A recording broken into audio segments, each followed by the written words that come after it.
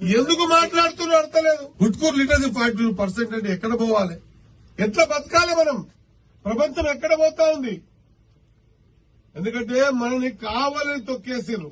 Development కాకుండా అయితే వీళ్ళు తెలుగు మంత్రులు అయితేనేమని అభివృద్ధి కాకుండా తొక్కేసారు. ఇప్పుడు అభివృద్ధి చేసుకుంటున్నాం, అడుగడుగున ఇబ్బంది పెడుతున్నారు, కాళ్ళ కట్టెలు పెడుతున్నారు, కింద పడేస్తున్నారు. ఇంకా ఏదానికి ఒప్పుకోకపోయే వరకల్లా బటగాల్చి మీదేస్తున్నారు. ఎంత వేసినా కూడా మీ అందరి ఆశీర్వాదం ఉన్నంత వరకు, నా లోపల నా రక్తంలో డెవలప్మెంట్ చేయాలనే కసి ఉన్నంత వరకు ఇలాంటి తాటాకు సప్పుడులకు మీ తమ్ముడు శ్రీని బెదరడు అని చెప్పి గుర్తుపెట్టుకోవాల్సిన అవసరం ఉంది. ఆఖరికి ఒక సందర్భంలో చంపాలని కూడా ప్రయత్నం చేశారు. ఇక చావు అనేది రామలింగేశ్వర స్వామి ఇవ్వాలి. ఆయన అనుకుంటే ఆ టైంకి పోతాం, గంట ముందు పోవాలన్న అవకాశం ఉండదు, గంట తర్వాత పోతా అంటే కూడా అవకాశం ఉండదు. అది నిర్ణయం చేసేది భగవంతుడు. ఈ పిచ్చి మనుషులు ఏమి నిర్ణయం చేస్తారు. ఈ చావు ప్రతిరోజు బ్రతికి చస్తా ఉంటా. ఈ చావు మీద పెద్ద